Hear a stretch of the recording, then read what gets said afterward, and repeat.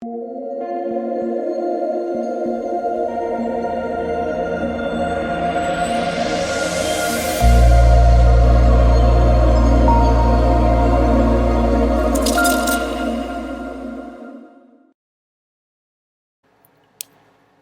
what is going on, guys? It's DK. Back at you with another video here to break down the 3-game CSGO main slate on Wednesday. Before I get into the video, if you guys are new to the channel, my name's DK. I make daily videos breaking out NBA, NFL, PGA, and esports daily fantasy sports slates. Esports including Call of Duty, League of Legends, and this one, Counter-Strike CSGO. Also, if you guys are listening to this on Apple Music, on Apple Podcasts, make sure to leave a 5-star review. Yes, I just got my podcast up. It's just called the DK DFS Show. So if you guys are unable to watch a video for any time, you can always listen to on podcasts as well. They will be up there. And yeah, thanks again, guys, for all support. We are now over 3.3 thousand subscribers on YouTube. So we continue to grow this channel, continue to grow my podcast as well. But yeah, let's jump into it. Before we get into players and the prices, what we can do is we can look back at my lineup here from Tuesday. Tuesday was not a good slate for me. It was just a lot of stuff happened that I did not think was going to happen. You had Simple busting. Now, that wasn't out of the realm of possibilities. We've seen, Simple basically has a floor of about 50 when they get when Navi gets 2-0, and that's kind of what happened today. G2 won. Now, there were close games. It was a really exciting series, especially that first map. But he definitely hit that floor. And then you had FaZe get absolutely destroyed. FaZe were the biggest favorites of the day. They were looking really good going into that game. And then Big just took it to them. So, yeah, I did not see that coming at all. And if you look at ownership in this $50 tournament, you'll see a lot of people were on the same page as me, right? So you had Simple 82% owned, Nico 70% owned, Cold Zero 70% owned. Hunter was the one guy that I wanted to get a little bit different. I really like the G2 guys for GPPs. I honestly just didn't get enough exposure to them. Knock at 52% owned, and Hampus, the value play mentioned, 52% owned. So again, once you get to higher dollar tournaments, you kind of see where people land and where a lot of people will kind of get to the same core of players, and that's what you saw here. Now again, I felt really good going into the slate, and it did not go well. Sometimes that happens when you feel really confident and it just goes the other way. But yeah, like I said, I felt pretty good about the FaZe guys. They got destroyed. Simple.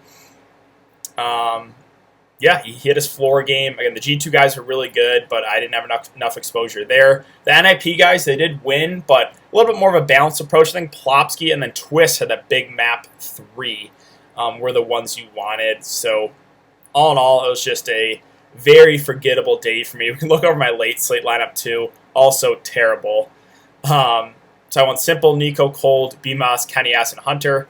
I guess it wasn't bad because I had the, Kenny Ass and Hunter, but didn't have Electronic. He was the best one there for Navi. And then again, FaZe and Destroyed didn't help BMOS. 9 and 31. Yeah, ouch. So yeah, very, very forgettable day. But again, making these videos, I'm always open. I'm always honest with you guys. It was not a good day for me. Hopefully you guys fared better, but it was just one of those days where a lot of the chalk just failed. So that's really the look back. I guess what we can do, we can look back at the scores as well, see how everyone did. So on this Astralis NIP game was the first game of the day. I didn't get to watch a whole lot of this game, but you saw, again, Device was the one guy I was interested in there. He had a really good day. He went 79 and 59. So if you want that Device contrarian spend up and you faded Simple, you had a huge edge to the field. Everyone else, though, I had really no interest there. I think Majestic had like a decent day, like 60 or so fancy points, but he was still overpriced. I was never going to get to him. On the NIP side, you had Plopsy having the best day there, plus 14. And Twist had a big map 3. But yeah, nothing too crazy there. And then on the G2 Navi game, and this was a really good game to watch. You didn't really have crazy scores, but Hunter had a good day, went plus 7. Nexa went even. Amanak went plus 3. On the Navi side, it was only Electronic that went positive. Simple actually went negative 2. That's something you will rarely see. Again, he had his floor game for sure. And then again, the FaZe big game. Big just took it to FaZe and destroyed them. Did not see that one coming. You actually had Keto lead the way at plus 20. Also, did not expect that. It would be Tabs and Searson would be the guys, or Xanters would be the guys I would expect. But Keto actually led the way. Everyone went positive in the big side. Everyone went negative in FaZe. Rain, terrible, 16 and 41. BMS, you could argue just as bad or even worse, 9 and 31. So yeah, very, very forgettable day. I made a tweet. I was like, if you faded simple and stacked big, give me the lotto numbers. But that's sometimes how it feels playing CS:GO DFS. It's like it's a highly, highly variant game. There's a lot of luck involved. There really is. This is not NBA where it's a lot more predictable. CS:GO is anything can happen. The biggest saves of the day can get destroyed sometimes. We've seen it. I mean, FaZe wasn't really. We've seen a lot bigger upsets, right? I think FaZe is minus 250 or so. We've seen again Navi get upset when the underdog was like plus 1,000. We saw Mouse Esports get upset. Like there's been a lot bigger upsets. But that's really the look back again, just a very forgettable day for me. Let's take a look at some odds though. So we have Fnatic versus Mad Lions. Right now this one's a pick'em. Mad Lions are the smallest of favorites at minus 120. Vitality and NIP, you have Vitality minus 165 favorites. And then we have G2 versus Big. Not up there yet because those games just happened. If I had to guess, I know Big won easily today against FaZe, but I would still think G2 would be favored. Probably minus 150 would be my best guess. But yeah, let's take a look at the first game here. So Mad Lions versus Fnatic. We'll start with the Mad Lions side. So we have Bubshy at the top at 8.4K. I think, he's priced about right. Maybe slightly underpriced for the upside he has.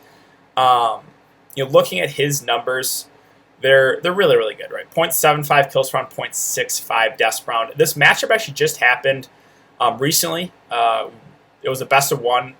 Mad Lions did win that one 16 to 10. Overall, Fnatic are winning 2-1 in the overall series, and both teams are in good form here. Fnatic have won 4 of the last 5. Mad Lions 3 of the last 5 with a tie there against Mouse Esports. Both have won the last game. Mad Lions 2-0 Spirit, Fnatic 2-1 a good complexity team. So, like I said, both are coming in pretty good form. So, I really do. Sorry about that. I really do think this one's is a toss-up. So, getting this game right, I think, is key to the slate. Bubsky is going to be him and Akor. I think are going to be the most popular plays on Mad Lions, but probably for good reason. Akor, Draftkings just doesn't want to price him up. He's 6.2K. I mean, you could argue he might be my favorite play in the Mad Lions side for his price. Good overall numbers, 0.69, 0.59. He's looked really good at the AWP recently. He's been playing really well. So him, Bubshy are the two guys I think will be the most popular, but again, for good reason. Now, if you want pivots, I think a guy like Shajosh is interesting. He's been somewhat struggling recently. Again, it's been a lot of Bubshy, Akor. We had a big game from Roche the other day. But Shajosh does still have that upside. I think he's the guy that goes forgotten about here. He's 6.8K. I still have some interest in him. So if you wanted to go the Mad Lion stack and you didn't want to play the two most popular plays, it's going to be Bubshy and Akor. Maybe you play Shajosh instead of one of those two. Get a little bit different, right? Roche is a guy, again, he did have a good game the other day. A really good, I think it was map 2. But still, I would rather pay extra $200 for Shajosh or $400 less for Akor. Cillian at 5.8K. Don't think I'd get to him. Now again, we have seen decent games from Cillian and Roche. It's possible. I just like the odds a little bit better than Akor does better than them, or Shajosh does better than those two guys. So I think the two most popular plays on this team will be Bubsky, will be Akor. The other guy I have interest in, if you want to get a little bit different, is Shajosh. He's just going to be low-owned. He's been low-owned a lot of these slates. He's been struggling a little bit, but the price has dropped a lot on him. Like, previous slates, him and Bubshy were priced close, right? And now you're getting almost a $2,000 difference. So I have some interest there as a contrarian play. If that's the way you wanted to differentiate your lineup, was play Shajosh, I do have some interest. And then moving on to the Fnatic side, so the prices on this side is they're priced up a little bit more than the Mad Lion side, where you have Brolon at 9.4, Crims at 8.6, Flush at 7.6, JW at 6.6, and Golden all the way down at 4.8K. I think Brolon will be pretty popular on the slate. Again, him and Crims are always the two that are the most popular on this team. They're going to be the two most popular once again. Again, Brolon, very, very aggressive player. He's looked good the last three maps. Besides that game against Mad Lions where I played him, went 12-19. Last two games, though, 26-11, 23-15. He has the most upside in this team. He has the best numbers. He is the most expensive, so you're going to have to pay a premium for him. Whereas you got Crims about $1,000 less at 8.6K. I think both are pretty similar. Crims has looked good last couple of games. Yeah, I think, again, those two will be the highest owned. I think those are probably the two top plays in Fnatic, are the two guys at the top. Flusha, though, now you're getting him at a pretty big discount off of Brolon and Crims. If you've been playing a lot of CSGO recently, those three have been priced about the same in almost all these slates, right? Brolon's always been a little bit more expensive. Usually you've had Flusha in between them and then Crims. Now you get about a $2,000 difference with Flusha and Brolon, about a $1,000 difference with him and Crims. So I have some interest in Flusha. I think he just goes forgotten about on this Fnatic side, but him, kind of like Shajosh, if you want to differentiate yourself, I have interest there. He has still pretty good numbers for this Fnatic team. He's sitting at 0.68 and 0.67, so not great, not bad. And you have JW slightly negative. You have Golden again, way negative. But I think JW is kind of like a core. I think a core, and again, he has better numbers. Both use the AWP. Both are the fourth most expensive player on their team. So they are similar plays. I think a core will be more popular because of recent play. But if you want to go the Fnatic route, again, JW is a very similar play to a core in my opinion. I think a core will be more popular. Golden, I think the only way you consider him is if Fnatic wins 2-0, right? Those value guys, those really cheap guys, are guys to look to if I feel confident a team can 2-0. Now, sure, anything can happen, right? We saw big 2-0 phase, and if you played just anyone on the big roster, if you play those cheap guys, you were good. Again, you got the 2-0 sweep bonus, everyone went positive, so it's just all about how you think the slate really pans out. So Golden, probably not a guy I would have interest in unless you think Fnatic win 2-0. Again, JW, I have slight interest. I think I prefer a core on the opposite side, though. Flusha is about the same as Shajosh for me. It's just a little bit contrarian. So if you want to go to Fnatic side, say you want to play two from Fnatic and you wanted to differentiate yourself, maybe you pair Flusha with either Brolon or Crims instead of playing Brolon and Crims together, who are going to be the most popular. Next team here, we have NIP versus Vitality. So these teams did play recently. Looking at the recent history, right, you have Vitality have won actually the last 4 games. They've been in really good form, besides that loss against SAW.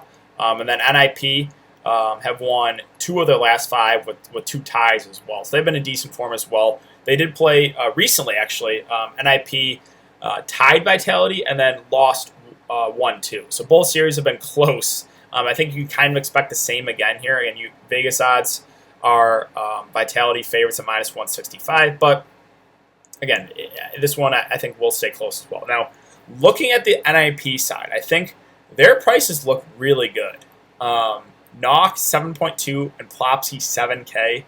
Those two really stand out to me on the NIP side. If this is the way you wanted to go, and I think you can run a one-off here. So say you wanted to play Zywoo, who's going to be, again, really, really popular, and you wanted to run a one-off here. I think you could definitely play Zywoo with like Nock or Zywoo with Plopsky, because for them being the top 2 guys in the team and priced in 7.2 and 7K respectively, they look really good. I do really like these guys. Nock, it was Plopsy that had the big day today, but overall his numbers 0.73 and 0.64 as far as kills per round, deaths per round, whereas Nock at 0.73 and 0.62. So very, very similar for both those guys. Everyone else in this team kind of hovering around a 1.0 KD. So those two do stand out. Nock's been playing the best recently besides that most recent game. But again, Nock, Plopsy are the 2 guys I like the most here. Again, everyone else, I think, is still viable. It's just I much prefer the 2 guys at the top. Like Knock and Plopsy, I really do prefer them to Rez, Twist. Now, you could argue Hampus is in play at 4.4K. Again, the reason you would play him is if you think NIP win 2-0. I think if you think this game stays close, which I think most people do, then you'll probably avoid him. So he's a guy I think is going to be pretty low owned. Again, I think the only way you get there is if you think they win easily and win in 2-0 fashion, get that sweet bonus. Twist and Rez, I think, are contrarian plays, but they are still viable. But again, the two guys I really like here, Knock, Plopsky, again, I think you can use those guys as one-offs. And then let's talk about the Vitality side. So again, now we have ZywOo priced about right, 10.2K. He's been just a plug-and-play every single slate in the 8K range, the low 9s. Now he's 10.2K. So now you got to think about it. And now it makes it, it makes it difficult to build a roster you feel really confident in with ZywOo in your lineup. You're going to have to take a shot on probably at least one cheap guy. So, yeah, obviously, I mean, again, there's not a whole lot of I can say about ZywOo. He's right now one of the best, if not the best, CSGO players in the world. He's in amazing form. He's been killing it. Vitality as a team has been playing really good. Again, he's been using the AWP, making all those clutches. So, yeah, he's probably for cash games and you play and move on. But for GPPs, at that price point, I think you could make the argument to fade out. It's going to be interesting to see what his ownership is going to be like in this slate. I still think it's going to be really high. I don't think it's going to be as high as previous slates because of the price point. But I think we'll probably see about 60 to 70% ZywOo. Again, if you want to fade him, it's a risky fade, but it's viable, right? If you think NIP win this one, you can definitely make the argument to fade ZywOo at 10.2K. Now, talk about the other players in this roster. Shox, Apex, RPK, and Mistu. It's always tough to break these guys down. RPK has been a guy that has looked good recently. Now, his price is slowly ticking up there. He's always been the cheapest guy. He had a good game the last game, 57 to 47. The game before that, not terrible, right? 41, 11, and 47. And the DreamHacks at the end went 40 and 21. So he's actually been in pretty decent form. 5.6K is a pretty cheap price point. And then you have Shox, Apex, and Mistu. Shox and RPK will be the next highest owned guys in Vitality. If you've been playing CSGO recently, those are always the next two highest owned guys. Shox is, will get to use the AWP every once in a while when ZywOo isn't, or again, when they use the 2-AWP setup. So I have some interest in Shox. Again, RPK looks decent at his price. Apex and Mistu are the more contrarian plays, but they still have had good games in them too. So all in all, again, them as a whole, the rest of Vitality is always really hard to break down for me. RPK, his numbers 0.65, kills per round 0.67, deaths per round. Apex at 0.63 and 0.69. Shox at 0.66 and 0.64, so he's the only other positive guy. And then Mistu at 0.62 and 0.66. Again, all are pretty similar plays. I think it's more of a go with your gut when you're targeting the rest of this Vitality team. Again, I wish I had kind of a better breakdown for you guys, but it really kind of is that way. Again, Shox and RPK will be the next high zone of this bunch. So if you wanted to play ZywOo and you wanted to get a little bit different, maybe pair him with Apex, maybe pair him with Mistu, right? That'll be a lower owned stack for sure. And then finally, we have Big versus G2. Again, we don't have the odds out here for this game yet. I would guess that G2 would probably be minus 150 favorites. Now, I'm going to be interested to see what the ownership's going to be like on this Big team. Because of how dominant they looked, I think they will be definitely more popular than they were in the last slate.